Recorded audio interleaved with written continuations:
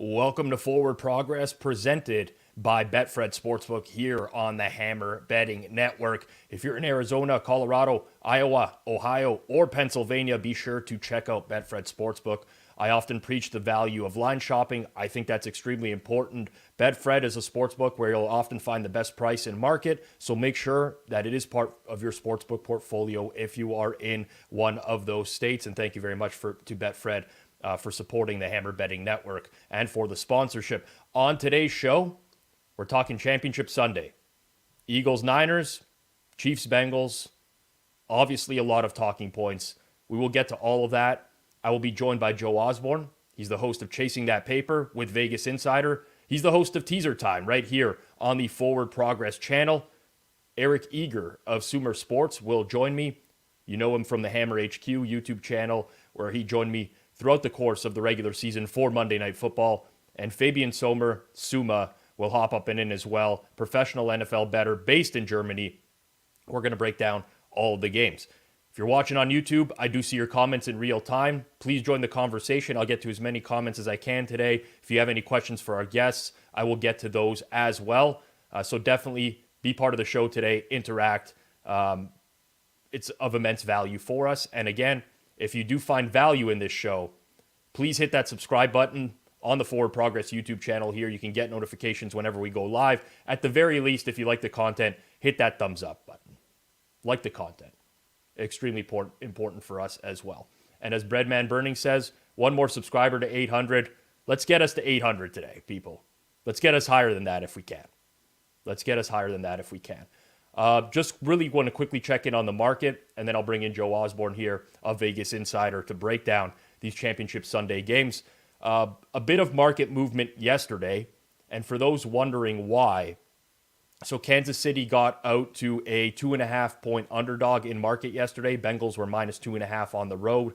There was a release by Right Angle Sports yesterday afternoon on the Kansas City Chiefs at plus 2.5, which drove the market all the way back down. So if you're wondering why we've seen so much money on the Chiefs in the past day, there was a release by a prominent sports betting group that does have market influence. The Eagles and 49ers, this number is kind of held where it's been for the majority of the week at 2.5. At Betfred right now, minus 2.5, minus 115. More likely to go to 3 from the looks of things, the way the game is juiced, than to go back down in any direction. And that makes sense. Although I don't think a 3 would hang around for far too long if we did get there at some point in the week. So you might want to set some notifications for line alerts on that one as well. But without further ado, he is the host of Chasing That Paper on Vegas Insider. He's the host of Teaser Time here on Forward Progress. Joe Osborne jumps up in it. What's up, Joe? What is up, Rob? It's good to finally be on with you. How you doing? Good. I was checking out the Vegas Insider YouTube channel, and I saw you do the 49ers Eagles preview with that NWO shirt on. And I mean, I would be remiss if I didn't ask you about the Degeneration X thing that just happened on Raw, like the get together. I don't know if you saw any of that this week. I did. I don't sit down and watch wrestling like I used to. I was a hardcore fan back in the day. As you recall, Monday Night Raw used to be on TSN. I would record it on VHS and watch it. Then I'd watch Monday Night Nitro the next day after school when I got home. But I made it a point. I said, okay, they're doing the 30th anniversary of Monday Night Raw. I'm going to sit down and, check out some of the segments. And I saw they did the thing with DX. I thought it was all right. I thought it was kind of funny, I guess.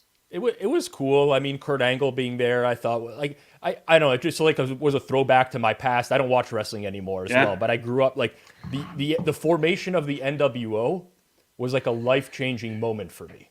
Like, it affected my youth more than anything else. I was rock those NWO shirts. I was big into the spray paint cans at that time as well because of the NWO. So I was just curious, but I thought it was pretty cool. Yeah, it's not the same as it used to be. They don't have the guys who can cut promos like they used to. You know, the entertainment value is not even half as good. The wrestling itself is probably a lot better. But I guess that's not what draws me. And I transitioned from being a hardcore WWE or WWF fan over to a hardcore UFC fan, but I'll still watch. Of course, the big Royal Rumble is going down on Saturday night. So the Rumble and WrestleMania, I always make it a point to check those out. So one of my favorite betting events of the year is the Royal Rumble. Not because I bet it at sportsbooks or anything, but me and my friends will auction off the slots number 1 to 30, and then obviously if you pick the entrant at that right slot, you win the entire pot. And you see some like crazy bidding going on in these, but like typically you want the guys right at the beginning or the guys right at the end, and those slots go for some serious money. So it's actually one of my favorite events of the year. Yeah, I draw numbers with guys too, and it's always funny. Like, you get one of the big names that's fantastic. A Seth Rollins runs out, but then you have like number 16 and Doink the Clown runs out or something. You get no chance whatsoever. But the height of degenerate betting, Rob, it involves the Royal Rumble. Do a Royal Rumble video game. You draw numbers with your friends. You get together. You're all drinking. You sit back and you watch a video game Royal Rumble. And winner take all. It sounds ridiculous, but it is a lot of fun. That's next level. That's like that. I was doing that kind of stuff during COVID. Like when COVID first hit, sports betting, like all these sports were gone, and I can bet on basically like chess and a few like, I don't know, European ping pong and stuff like that. Then I started really getting into like, okay, I'm going to bet on these simulations of games, right? Madden and FIFA. I didn't go all the way back to like Sega Genesis, Royal Rumble, or anything like that, though. That would have been fun. I did that with NBA 2K. Actually, I'm happy those days are behind us. So am I. It's good to be able to talk real sports, and I mean, I'm very excited for Championship Sunday. I was, after Saturday last week, the remaining 6 teams, I was basically like, I could deal with the Super Bowl of any of these 6 teams. I think we'll get a good Super Bowl regardless, but you see some very tight spreads this week. Let's start with Philadelphia and San Fran. Yeah. And I think, there's been a criticism of Philadelphia this year that they really haven't played anyone. And that was kind of the criticism of them going into the playoffs last year when they got smoked by the Bucks. I think if you look at their schedule top to bottom, they played the Cowboys with Cooper Rush. Second time they played the Cowboys, Jalen Hurts was injured. If you're looking for the marquee win on the Eagles' schedule, it's probably week 1 against the Lions or week 2 against the Vikings. Now, that's more of a commentary, I think, on the entire state of the NFL, in that there wasn't that many great teams. But I think a lot of people are hung up on that, and they're not really hung up on the 49ers with Purdy kind of having an easy route as well down the stretch. Curious how you break this one down, Joe, 49ers and Eagles. Yeah, I look at that angle quite a bit too, strength of schedule. I find sometimes we punish a team because they played an easy schedule. It's not their fault that they had an easy schedule up against them. I do think it sometimes will come back to hurt them when things get tough and they have to face adversity in the playoffs. Look at another sport, Gonzaga basketball. Every single season, they have a cakewalk to March Madness, and then they lose as soon as the competition gets a little tougher. So, there are some concerns that the Eagles haven't faced a lot of adversity this season. I guess maybe the one game to point out would be the Colts game, where they should have easily won. They were down for about 95% of that game and ended up winning at the end. But, the 49ers played a really easy schedule too. You take a lot of like Cardinals backups, Marcus Mariota, Baker Mayfield.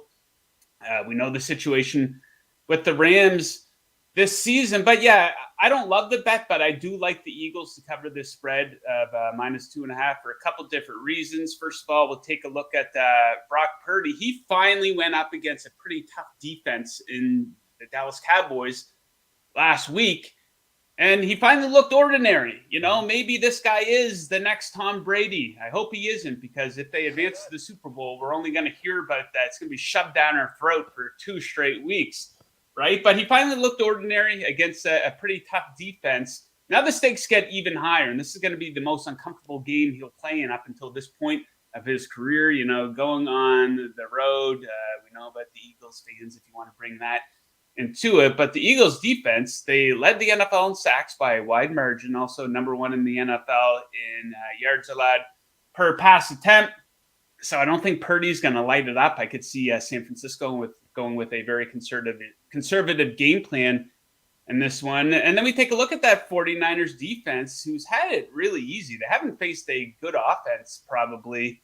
Well, Dallas is pretty good, but you go back even further, the Miami Dolphins. They did have success in that game. And yeah, the Eagles have had a pretty easy schedule as well. But two key areas for the 49ers where they were very average this season, despite facing pretty bad competition. They were 15th in opponent third down conversion percentage and 18th in opponent red zone touchdown conversion percentage. You might say, well, that's not bad, but it's not great when you consider that they were playing against bad competition for a lot of the season. You take a look at the Eagles offense, they thrive in those two clutch areas, top 3 in the NFL in each of those spots. And then the game situation here, I think, is pretty good for the Eagles. An additional day of rest. And I think they lost a lot of momentum down the stretch of the regular season, right? Mainly due to injuries. They didn't look so good. And they really needed that bye. And they took full advantage of it. They beat the living shit out of the Giants, didn't they? So I think they got their mojo back a little bit. They looked a lot like the team that was dominating throughout the regular season. So I like them. My favorite prop for the game, I like this one quite a bit. I like Brock Purdy under 31.5 pass attempts. Now, he only went over that number twice this season. Oddly enough, one of those games was the Dolphins game, his first appearance of the season, where he didn't even start. That game in the shootout versus the Raiders. And like I said, this is going to be the most uncomfortable he'll be in any game in his entire career up until this point of the season. So I think Shanahan's going to go with the conservative game plan here up against a team that has the most sacks in the NFL by a wide margin. What's the weakness of this Eagles defense? It's the run, right? They're not bad. They're not horrible, but they're certainly not great. So yeah, I think 49ers are going to try to run the ball a lot, control the clock. And it is worth noting, he only had 10 pass attempts in the second half versus the Cowboys there last week. So maybe some trust issues there. So I do think if it is a tight game, he's not going to be throwing a lot. They're going to be running the football a lot. So the danger in that one is if the Eagles go up by a couple scores, they're going to have to throw more. But I think everything points to Brock Purdy not being overly involved from a passing perspective in this one. Yeah, for sure. You could get a game state where the Eagles are up by a bunch and then you kind of throw that out the window, but the spread is telling us it's very likely going to be a close game with the spread of 2.5. And I agree with you. I think Kyle Shanahan has been a coach over the course of his entire coaching career that has played a little bit more conservatively, especially when he has a good defense, trust the defense, field position game. The punts from midfield on 4th and 1 come to mind a lot with Shanahan. So I could definitely see them trying to establish the run in this game rather than coming out and throwing the ball. The one thing that, I'm a Cowboys fan. I watched the Cowboys 49ers live on air on Hammer HQ last week, and I wasn't really impressed with the 49ers offense. It's really the first test against a good pass rushing team. And if you look at the Eagles this year, they have the second highest pressure rate in the league without blitzing during the regular season. I think that we might see another similar performance from Purdy this week if they ask him to throw a lot. Just heavy pressure, not really knowing what to do. This time they'll be on the road instead of at home, which I think makes a difference as well. Yeah, and it's a lot to ask for Purdy to come out in this game and light it up. And, good for him. He's been fantastic up until this point. He didn't play bad in the Dallas game. I wouldn't say he hit a wall in that game, but he looked ordinary, right? So I think Shanahan's absolutely going to try to take the pressure off the kid a little bit here. Okay, second game, Chiefs and Bengals. This one's a little bit more challenging because your guess is as good as mine. We have seen people, at least I've gotten some messages today about the Mahomes injury not being as significant as it originally appeared. We did see the Kansas City money yesterday. For me, I don't like to get involved in games where there's this much uncertainty. And I think that this has a ton of uncertainty. So much of what Patrick Mahomes, he's a great quarterback. He's a great pocket passer. He can do a lot of things well, but he's that next level elite quarterback because of the scrambling ability and the improvisational ability as well. So Bengals laying 1 on the road at the Chiefs, -120 on the money line, total 47. Anything that catches your eye in this game, Joe? Yeah, I'll be sticking the props on this one. I have no interest in betting the side here. It's a total guessing game. The ability of the most talented player in the sport is in question. So no interest on the side. Now, I could see some people arguing, hey, maybe it's a bit of an overreaction.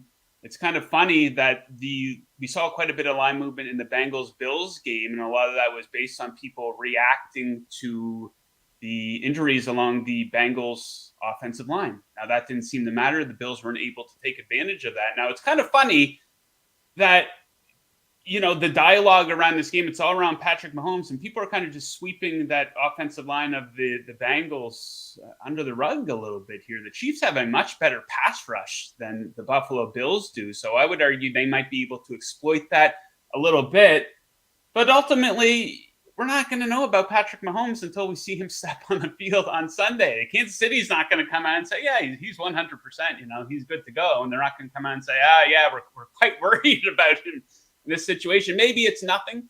If it is, hey, they're better off playing coy with it, right? And because they want the Bengals to be guessing as well. But two spots that I like quite a bit from a prop betting perspective. I like Joe Mixon over 23.5 receiving yards. I think that's a pretty good bargain on that. That's 8 yards shy of his per game average during the regular season. Actually, we saw him top 23.5 receiving yards in 9 of 14 games. Pretty interesting. The Chiefs allowed the fourth most receiving yards to running backs this season.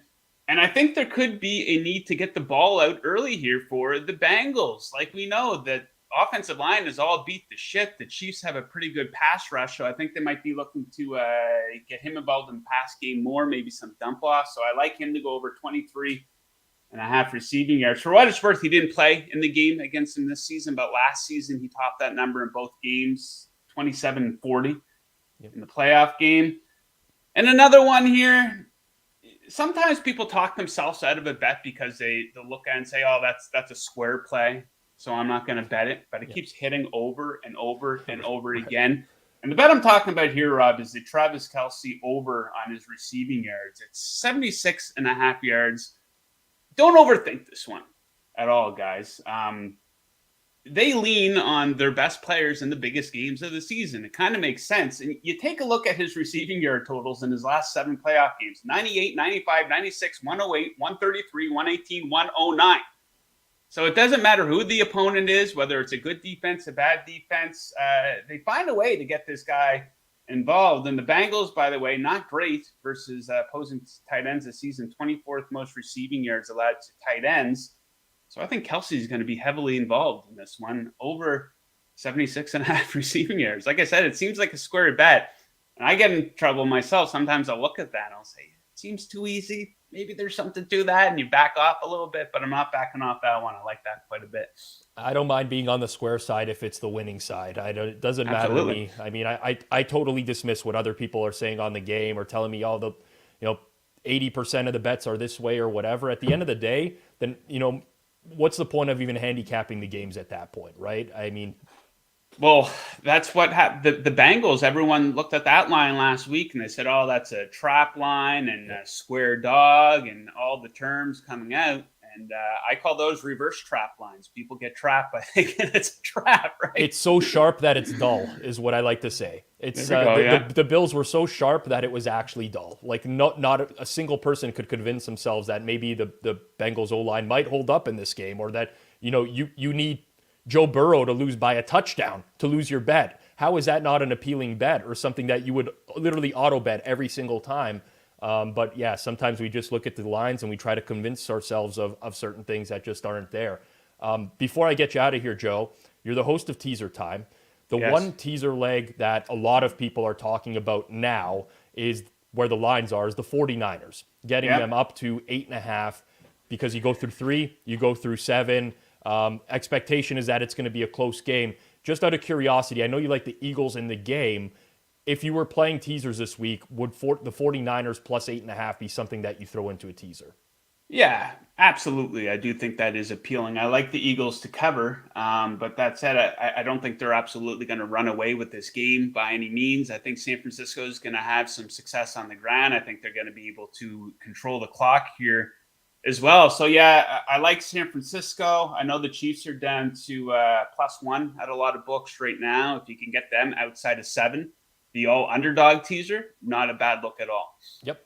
agree with that. I think that's the way a lot of people are playing it. Maybe might be waiting for a little bit more Bengals money, 1.5, then you can get the 7.5 instead.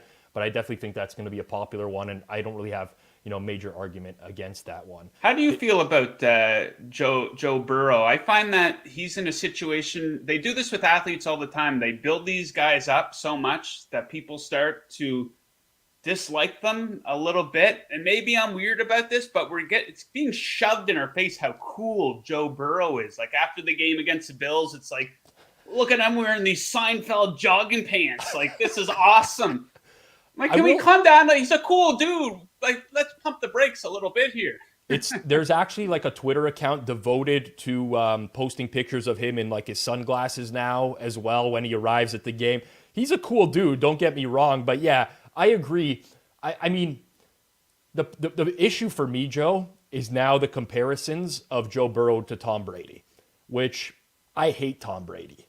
I rooted against like not as a person, but I hate in sports when there's just like a one team or one player that's so dominant for such a long time that I just want to root against them. And I like Joe Burrow. He's been very good to me from a betting perspective. But the minute you compare someone to Tom Brady, like the Brock Purdy and Joe Burrow comparisons to Brady make me not want to like those players anymore, if you know what I'm saying. Well, you pull back and you take a look at the LeBron Jordan stuff. I think that's a lot of what turned people against LeBron, right? Comparing him to Jordan. So if Burrow keeps winning, he might be in trouble. Yep, completely agree. Joe Osborne, you can follow him on Twitter, his account right up on the screen there. You can also check out his show, Chasing That Paper, with Vegas Insider on the Vegas Insider YouTube channel every single weekday. Joe, thank you very much. All the best. Good luck with your bets this week. Awesome, Rob. Thanks for having me on. Good luck with your bets, and good luck to all the viewers as well. Perfect. It's Joe Osborne. Check out his stuff, for real. Vegas Insider. Producing very good content there. And again, the host of Teaser Time here on Forward Progress. From one guest to another, I don't think Joe Osborne had a doctorate, but this guy does. Eric Eager, Sumer Sports, steps up and in. Eric, how are things going?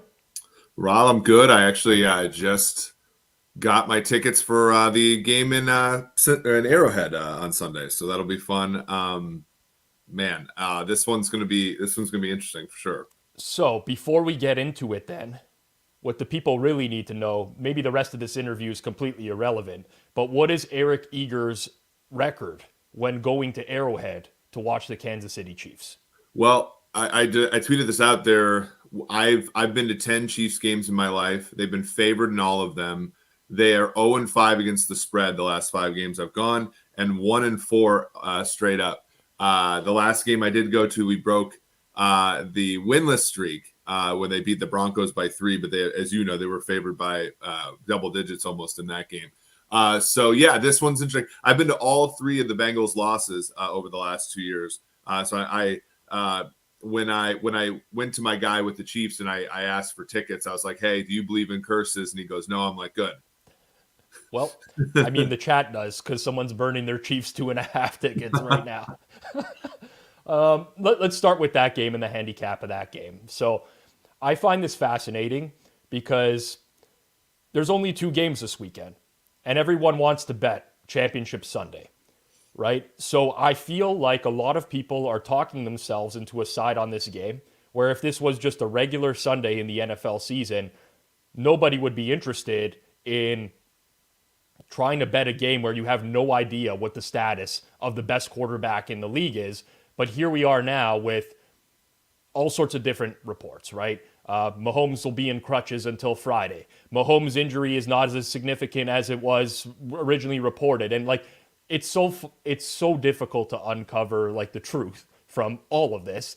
What I know, and typically like, I'm not a doctor, I've never had a high ankle sprain in my life or anything like that, but I follow all the Twitter doctors who typically say it's a 4 to 6 week recovery. You probably get a lot of inflammation in week 1. It'd be the hardest to play after 1 week of sustaining this injury. I feel like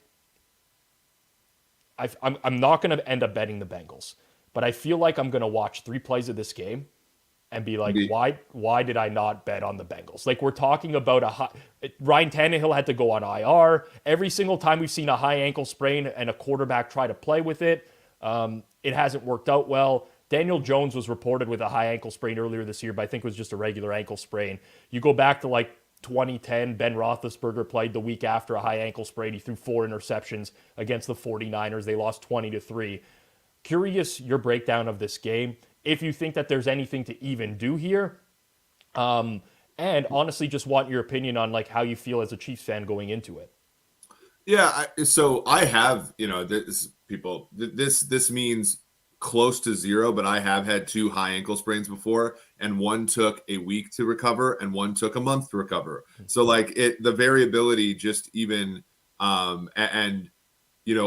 it is hard to gauge. I think the fact that he went back into the game and there wasn't like a tibia fracture, like personally, I felt like he kept playing because he was worried that his leg was broken. And if they went into the locker room, they would discover that, and then he'd never get to play again. So that's where so I'm comforted by that, but it is not a great injury. It's a better injury for quarterbacks than anybody else. But it's worse to be the right-footed one than the left-footed one if you're a right-handed quarterback. As we saw a few times, he had a hard time planting and throwing in the second half. Even the one of the throws that picked up a first down in the fourth quarter, Kadarius Toney on a swing pass, he had to like lob it because he didn't really have any place to plant off of. So it's going to be tricky. I would say though, we saw some glimpses as to why there's some positivity on the Chiefs side, in my opinion, right?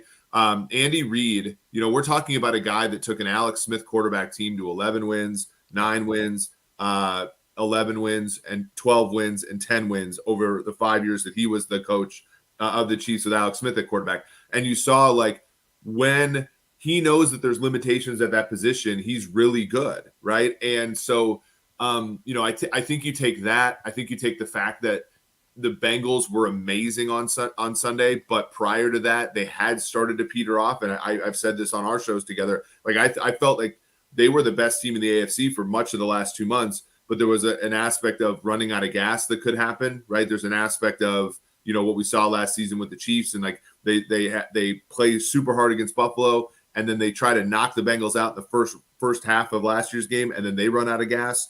So I think that those are somewhat narrative driven, but there's a lot to like the fact that your people who are buying the Bengals right now are buying them expensively because of the Mahomes injury that we are uncertain of, and they're buying them expensively based upon the fact that they were very, very good last week as a 6-point underdog in Buffalo. So my take on this game is that I wish Mahomes was just healthy, completely healthy, and I could bet the Bengals at a Mahomes healthy price, because I think the Bengals are not a great matchup for the Chiefs in the sense that, okay, forget about the recent meetings with them, but the Bengals have switched up their game plans in all of those meetings as well. You look at when they played this year relative to last year, the amount of times that they blitzed versus didn't. They seem to have their pulse on making the Kansas City Chiefs guess. But a couple of things in this particular matchup. One is that Joe Burrow throws the ball very quickly. And the Chiefs have struggled against quarterbacks who throw the ball very quickly. If you look at Kansas City's defense, they're 21st in EPA per opponent dropback when the opposing quarterback gets rid of the ball in 2.5 seconds or less. Part of that is they don't tackle supremely well, but this is what worked for the Bengals last week. Now, the O-line is still an issue, obviously, but the fact that Burrow is able to get the ball out of his hands quickly mitigates a lot of that. And I think you put a different quarterback in the league behind this O-line, and it ain't going to end well for them. But they've figured that out as the year has gone on, how to deal with that. I think that's one factor. The second is, if we're talking about Mahomes, his ankle injury limiting him or impacting him, maybe he can throw the ball still, but he's very unlikely going to be able to scramble and have like the movement that he's had over the course of this season, last his entire career. And you look at this year, when Mahomes has been pressured, when he's at a drop back that's been pressured, he's been sacked just 11% of the time. That's the lowest pressure to sack rate in the entire league. That's one thing that his legs give him. Like, he's still a great quarterback without the ability to scramble. He'll make the throws. He can manipulate the angles with his arm. But now that pressure that other teams have been getting turns into sacks, just makes it so much more difficult. So I personally, again, I'm not going to bet this game because I don't want to be that guy who has the Bengals ticket and then Mahomes comes out on the first drive and it's like everything is good. I'm like, no. I don't want to take that chance. But I feel the Bengals are a bad matchup generally for the Chiefs. Yeah, and you brought up such a great point, which is that they switched things up, right? So in last year's matchups, the Chiefs tried to run a lot of man coverage with Charvarius Ward and L'Jarius Sneed, and the Bengals absolutely roasted them. And then in the matchup in December this year, they ran a lot of zone, and Burrow was something like 14 of 16 against the zone. Samaje Perine was really good in that game, just picking up, as you said, the yardage. The Chiefs, I felt, really tackled well against the Jaguars, especially in the passing game the other day. But for the most part, like, they're a young team that is fast and faster than they were last year, which I think is a positive, but they're still not necessarily a great tackling team. And so that those yards that Perine and Mixon could get, I mean, I thought the most impressive part about the Bengals on Sunday was, every time they caught the ball, did you notice that they just went upfield every time? They didn't like shake and like every single time. It was like, we're going to get the median number of yards for a play like this. And in fact, because the Buffalo Bills are kind of soft defensively, they got a lot more generally than expected on all of those yak plays. And I think against the Chiefs, they're going to probably want to do the same thing, especially if there's weather in Arrowhead on Sunday, which there appears to be forecasts of. So I would say the positives on the side of the Chiefs are, we've seen this kind of song and dance a little bit before, where Kansas City went 14-2 in 2020 with 60% of their offensive line out, and every single time. So, there was a tweet I sent the other day that was like, the great teams spend the regular season working through their weaknesses. And I think about the Chiefs playing 4 rookie defensive backs all year and the Bengals working through their offensive problems. And then the not so great teams spend the whole regular season hiding them, and then they get exposed in the playoffs. And the issue is this is a new weakness for the Bengals, right? So they spend 1 week hiding it, right? And Steve Spagnuolo now has film and an extra day to prepare. Like, all the spot related stuff is purely Kansas City, right? Like 7 days rest, home, 1 week off more than the Bengals. The Bengals having 2 weeks, of Ravens games that weren't all that impressive for them, and then a great game there. All that stuff is Chiefs related. The one thing that Spags, if you're looking at this game and you're going to bet the Chiefs, which I certainly, this is what I'm betting on if I'm betting on the Chiefs, is Andy Reid coaching the game of his life, right? Knowing the limitations a priori and just, dialing it up, much like he dialed up a drive with Chad Henne. This is one drive, not indicative of anything. And Steve Spagnuolo looking at how the Bengals operated with a down offensive line the last 2 weeks and trying to find the holes in what they're doing to try to mitigate that. To your point, it could just be, okay, he's just going to get rid of the ball quickly and you have to win if you're the Chiefs in under 2.5 seconds in the secondary, and that's impossible, in which case they're screwed. But if they can find a way to, sort of confuse them on the offensive front, then they have a chance. Fair enough. I think that's all valid. This to me is like the uncertainty game of the millennium here, where the range is so wide on what could end up happening here, which is also one of the reasons why, like, a lot of people are teasing this game. And I'm like, why? How? I guess because there's no other options this week, right? You want to find someone to pair with the 49ers. You're going to pick something in this game. And in this case, the underdog teased up. But, like, this is the exact type of game that I would never want to tease, where you just have, like, all this possible variance. You have no idea what you're getting out of Mahomes. How can you say that, the closing line or the market number right now is truly reflective of anywhere close to the actual probability of the game? I don't know. So that to me is one of the most bizarre things about this weekend, is like the amount of teasers I've seen. Granted, some people teased the Bengals early and got a very good price on that. But even then, if Mahomes ends up being typical Mahomes, you really didn't end up getting a great price on that Bengals teaser. Well, that was interesting because I have a friend who had and this is kind of, we were talking about how do we fill 20 minutes with 2 games. It's like, I have a buddy who had a 14-1 Bengals Niners Super Bowl matchup future. And they're like, well, how do I hedge this? And I'm like, well, it's tough because you want to do the rollover, probably bet Philly, and then you take that money. And if you win, cool, you're done. And if you lose, then you just, you do the calculation on Kansas City. The one interesting part about that, though, is, usually that's fine. Usually that's better, right? Because you have the freedom to sort of like decide what to do in that second game. This Bengals Chiefs game is different though, in the sense that maybe now you want to lock in a price for the Bengals, because if Mahomes goes out there in pregame warmups and he's running wind sprints of 40 yards, and all of a sudden people look at that, it doesn't get to 3, I don't think, but they could bet the Chiefs to be a favorite. In fact, I think what was it, Right Angle Sports released Chiefs yesterday, and it moved the market 1.5 or so, which isn't much, but that is a tricky part of this, where there is uncertainty there. I think, even though I think the teaser with the Bengals is probably fine, this is one where you do want to look towards alt markets, right? Like, honestly, like an alt total on this Bengals Chiefs game is the way to bet Mahomes' health, right? You can go over 50.5, or even if you want to get crazy, 53.5, and just get a huge payout there, as opposed to betting it as is, because that's really where you want to go. Or Chiefs -2 at a plus price, or Bengals -6.5 at a plus price. Like, that's what you want to do in order to lean in on the sort of fat tail of what could happen on Sunday. Yeah, I actually think that's really good advice for the audience out there. And these types of games with uncertainty, you can definitely use that to your advantage and find some great prices in the alt markets. Eric, the other game, obviously the 49ers and the Eagles. I think similar stories with, depending on which side you like in the game. I've kind of heard the same argument, which is weird, which is about like, oh, Brock Purdy really hasn't played anyone, and then he finally did, and he didn't look good against the Cowboys. And then it's, oh, the Eagles haven't played anyone all season for the most part. And like, I don't know, I just kind of throw all that stuff out now. It's not like you can account for the strength of schedule when you make numbers, right? And you can only play which teams are put in front of you as well. But 49ers Eagles is interesting for me.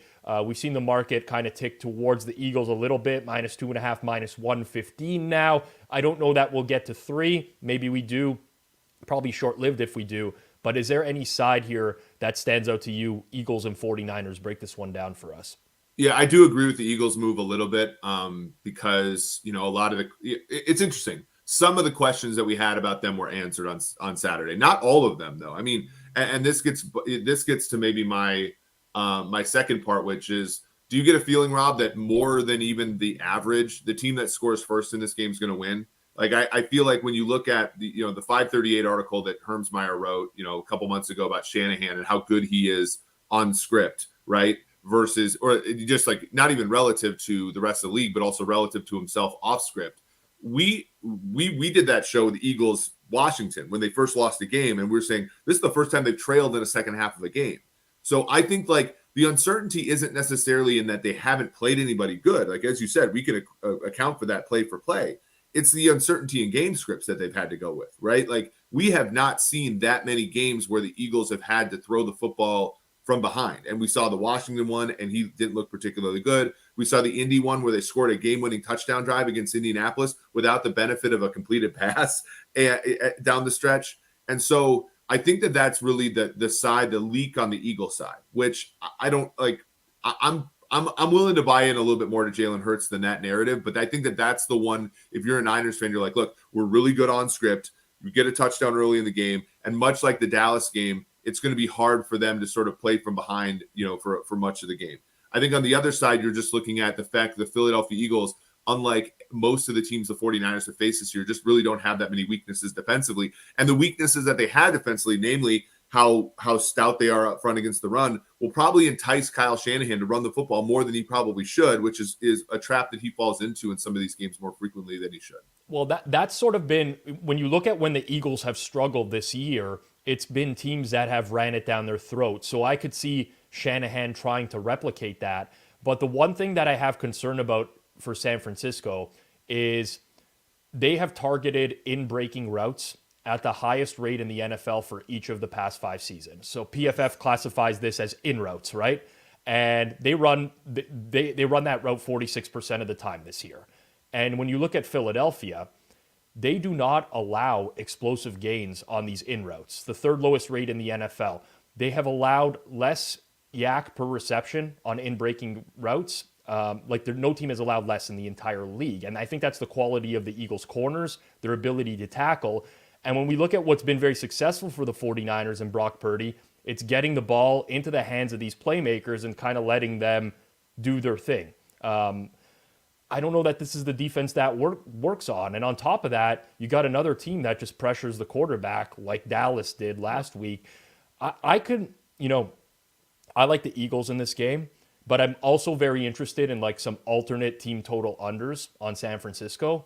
I think that this could be an especially challenging game for them to score points, especially if they get into that, okay, we're going to try to run it down their throats on first and second down and then rely on Purdy on third down in like this road environment. I mean, he's had a game at Seattle this year, don't get me wrong, but it's just, it hits different than playing in Santa Clara in front of your own fans, right?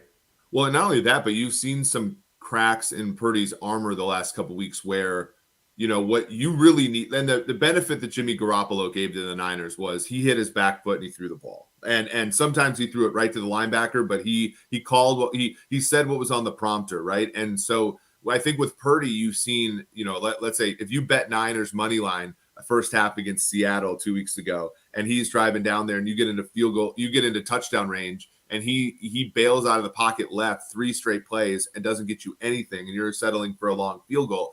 You remember that one. But then there was a couple plays like that last week where, I think is trusting. I mean, he's finding out that the NFL is not the Big 12 in terms of athleticism relative to him as a quarterback. And the Eagles, I mean, you look at, not only are they really good rushing the passer, but they're deep, right?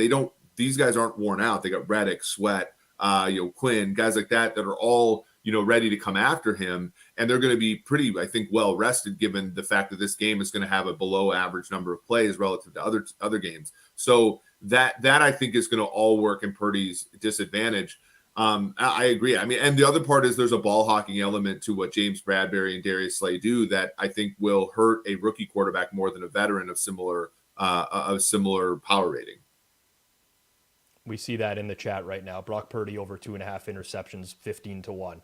I don't hate that look. I honestly don't hate that look at that price, especially in a game where I think that they'll be trailing. I think that's a valuable bet personally. Eric, all the best. Enjoy Arrowhead. Dress warm.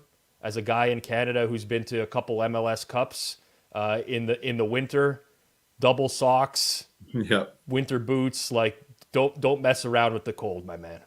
Yeah, for sure. Yeah, that's the thing. You want to. I mean, there's a double whammy. If your team loses and you're miserable weather-wise, then that's awful. So you can't account for the first, but you can certainly control you can certainly control the second. Yeah, definitely a couple pops before the game as well to get you warmed up a little bit will help. It's Eric Eager. Check out his stuff with Sumer Sports. All the best, Eric. Enjoy the game on the weekend. Thanks for having me. Take care. Eric Eager, Sumer Sports. Check out his stuff. From one better to another, Fabian Sommer. It's okay, Suma. You don't have to close a water bottle quickly. If you're thirsty, you can have a drink beforehand. How are things, man? Hey, Rob. Thanks for having me on. Yeah, things are going very cold over here. I don't know how the weather in Toronto is right now. It sucks, man. It's winter. Today's the hashtag winter storm. Where we're going to get buried with some snow, which honestly, snow I could live with. I just hate the cold, but it ain't too good. What we saw in Buffalo last week for Buffalo Cincinnati was very similar to the weather. It was in Toronto the same day, so it is what it is, man. I know what I'm dealing with at this point. We've had 2 guests on, and including myself, 3 people who voiced their opinion on Eagles 49ers so far this week, and 3 people like the Eagles in that game. Curious, your breakdown, Eagles and 49ers. I know you've been high on San Fran for a lot of this season, and especially you were probably quicker than most, I think, to recognize that Purdy was the real deal, whereas a lot of people were like, let's pump the brakes, let's slow down a little bit. I know you liked a lot from what you saw from him in the first game or two, but Eagles 49ers spread 2.5 right now. Total is hovering at 46.5. Thoughts on this game, Suma? Yes, first of all, at this current number, I could only go Eagles. I think when we look at this game from a very, let's call it simple handicap perspective, I think we are dealing with 2 teams that are top to bottom in the same tier. But I would say that the Eagles have a decent home field advantage here because I think that the link is going to be absolutely nuts. Brock Purdy is playing his third ever NFL road game. And the Eagles are also, for the first time, I think, since their Washington game, that it's the first time that they are healthy.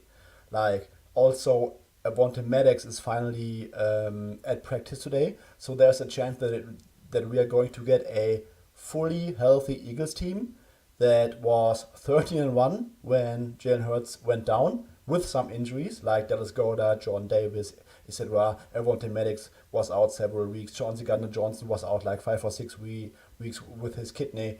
And that Eagles team only lost one game to the Washington Commanders in a game where Jalen Hurts averaged like 0.35 QB EPA per play.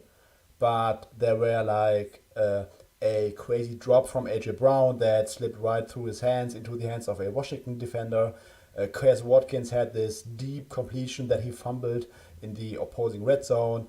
I think Dallas Goedert had that fumble where he got injured, so it was a very fluky game. And otherwise, we could potentially look at the Eagles as a perfect team when Jalen Hurts was under center this season.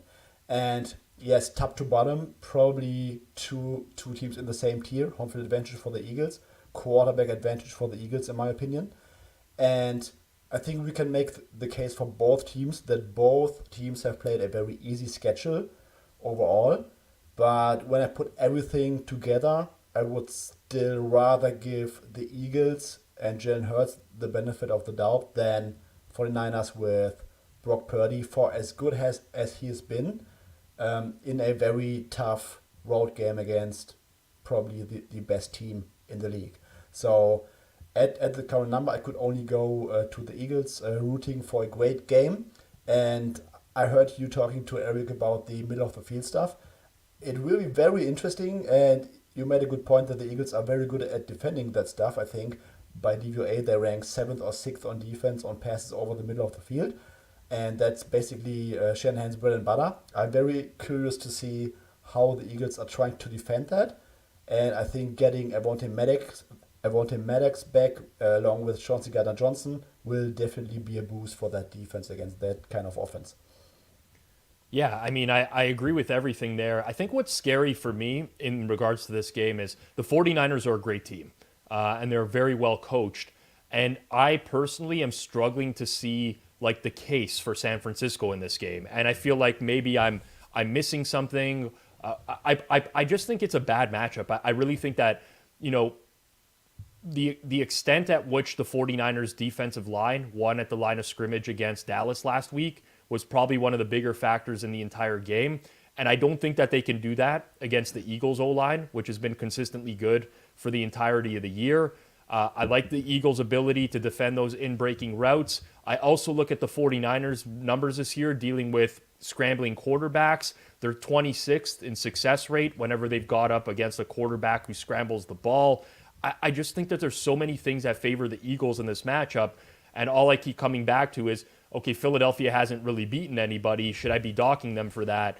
I'm struggling to make the case in my head for how San Fran goes. And I know the spread's just 2.5, right? This is what's kind of driving me up the wall. But I don't know what the case is for San Fran to win this game on the road is.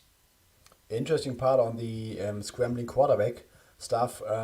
The last time the Niners faced such a, let's call it, dual threat quarterback was Marcus Mariota in week 6. He had quite a decent game, and that game was a very bad game script for the Niners that they lost. And the other game was just in week 1 against Justin Fields in that crazy monsoon rain game at Chicago, which I will have a hard time counting towards making any proper projections going into the future.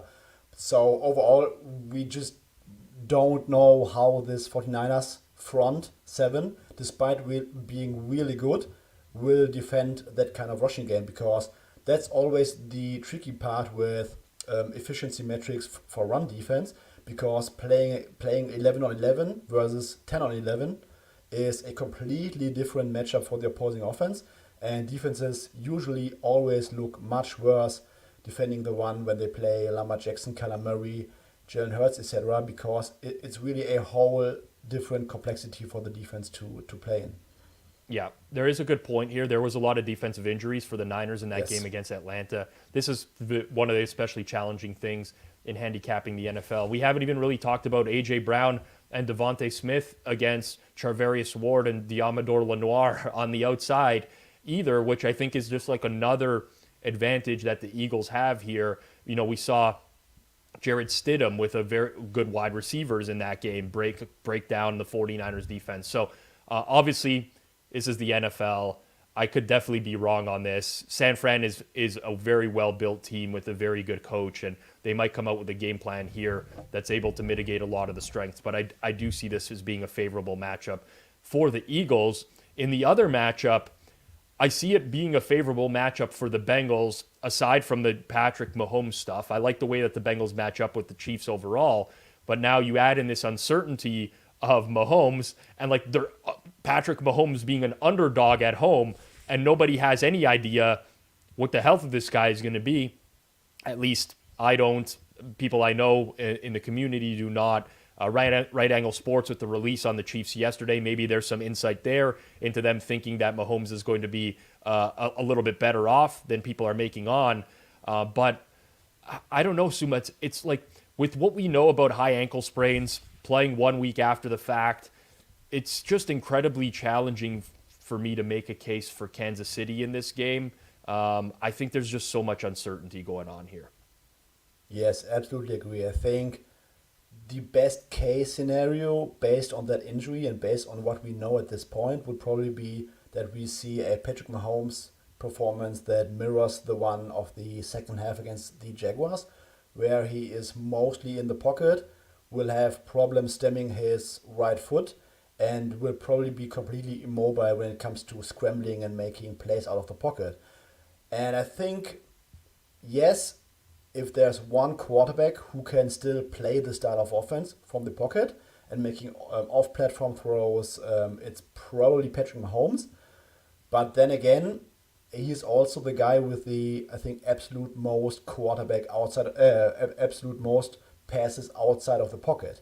He's the guy that really can take advantage of having time and creating space and then trying to throw to open receivers. And if you take away that element of the offense, I think it's going to be a major problem because they are playing against a arguably top 3 defensive coordinator in the league right now, who also has shown 2 decent performances with his defense against this offense already, last year and this year. Mm-hmm. And what Big Lou also did was he sometimes calls just a 3-man rush, and that has given the Chiefs tremendous problems in both matchups, in both recent matchups. And now think about this. When they only rush 3 and drop 8 guys in coverage, that would be a scenario in which you would like Patrick Mahomes to be mobile, scramble around, wait for things to get open, and then throw the ball down the field. But if he cannot do this, I think it's going to be a big problem for this offense this Sunday. So, yeah, I agree that if he's really that immobile, despite playing, I think it's going to be a problem against that defense no matter how we spin it. There are reports that this high ankle sprain might not be as severe as we originally thought, but I wonder how bad the swelling is, because when an MRI shows that the sprain is not as significant, there could still be a lot of swelling on the ankle, especially since he has played the full second half. So there's no report on that yet. I could imagine that there is some swelling, and I think this could be the real issue when it comes to practicing and potentially getting ready for Sunday. But I guess we will find out later in the week. Yeah, there's an Andy Reid presser in 10 minutes, Kyle says, which honestly, I doubt we're going to find out anything there. Like, yeah. Can you even take Andy Reid's word at face value if whatever he says? I don't think we're going to know anything that's publicly released by the coach. I do have interest in getting your take on this comment, Suma. Any insight into the snow slowing the Bills' pass rush and making the Bengals' O-line look better than they are? Obviously, last week they were missing their left tackle, their right guard, their right tackle. Some people believe that because of the conditions on the field, Buffalo wasn't able to get home in that game. Curious if you think that actually had an impact. Maybe just a little bit, but in general, I don't think so. Yes, snow usually favors the offense because it's easier to change directions. But if we are talking about battles in the trenches, I don't think that historically we have seen a significant, let's say, above expectation advantage for offensive lines in general. I think that just based on the pre-game expectations of the state of the Bengals offensive line, they had like a 99th percentile outcome in the sense that not even did they try to play around that offensive line in the passing game, but that offensive line also bullied the Bills front seven in the run game on the ground. So, and I would really struggle to put that all on the snow.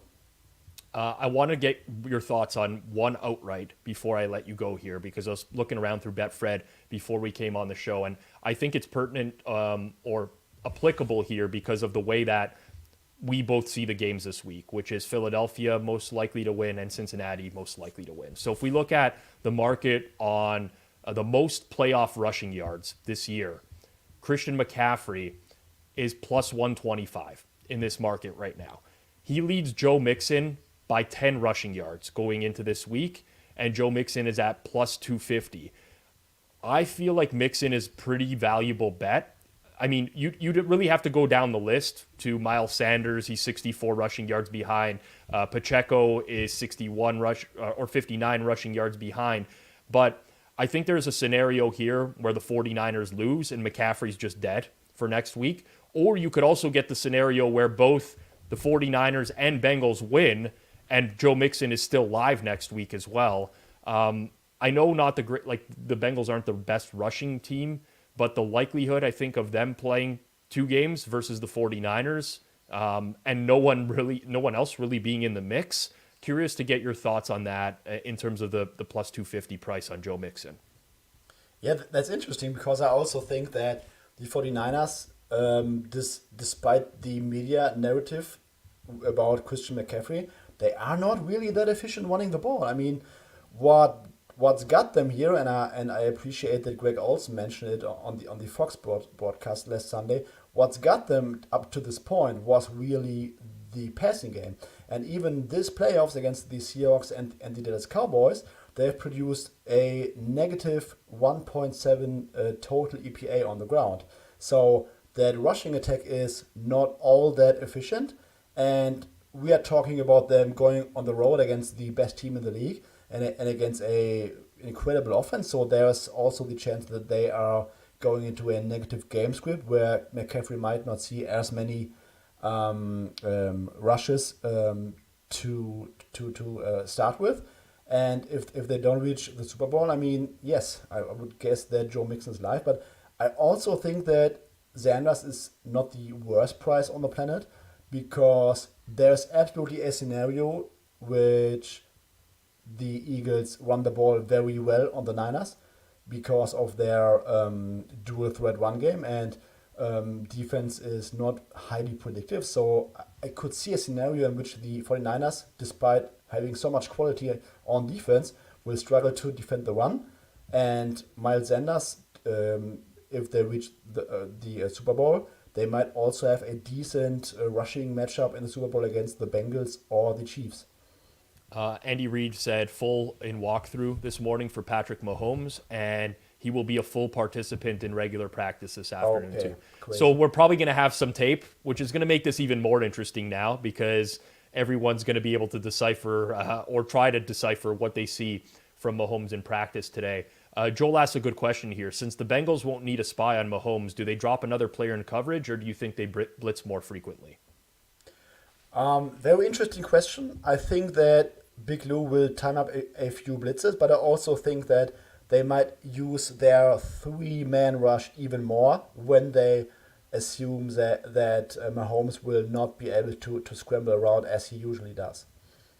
Yeah, and Steven also brings up a good point about Christian McCaffrey, where he got banged up late in the third quarter. Elijah Mitchell got the ball more in the fourth quarter. I was on Hammer HQ with Hitman in the fourth quarter. He had Elijah Mitchell under on yardage. He started the fourth quarter with one rushing attempt for 2 yards and went over that total. Yeah, just a very, very Unfortunate loss on that one on the rushing yardage. Suma, appreciate it. Everyone can follow him on Twitter at Suma810, SUUMA. Enjoy the games this weekend, my friend. One shout out to Stephen Robinson, who called me a savant for talking American football in German accent. Yes. In the comments. Yes, he also compared you to Vegas Dave and then said, no, not really. So, all right, Suma. All right, Rob. Have a good day. Take care. It's Fabian Sommer, one of the best at breaking down the NFL, if not the best. Would pretty much put his analysis up against any single person on the planet, breaking down the NFL. A reminder to everyone, live again here on Forward Progress on Friday at noon Eastern time. That'll be more focused on props. We'll obviously cover the line movement as it happens over the course of the week, but it will be predominantly a props betting show. Hitman will join us, John Legeza will join us, and Joey Kanish will join us. I did ask my producer not to book Joey Kanish, but here we are, and he is booked for the Friday show. So that'll be a good one. Make sure you tune in, and again, the best way to tune in, subscribe to the Forward Progress channel here on the Hammer Betting Network. It's just really easy. You get a notification when we go live. And honestly, if you don't want to get a notification, you can turn that off as well. So there's no excuse not to subscribe. And definitely like the content if you did enjoy the show today. This is also available in podcast form, just so people know. If you're not into watching on YouTube, you want to listen on the drive home or whatever, we do get this up in podcast form on Spotify, on Apple Podcasts as well. So you can tune in there. This has been Forward Progress on the Hammer Betting Network, presented by Betfred Sportsbook. Make sure you do check out Betfred Sportsbook if you're in Arizona, Colorado, Iowa, Ohio, or Pennsylvania. I'm back on Friday. Peace out, everyone.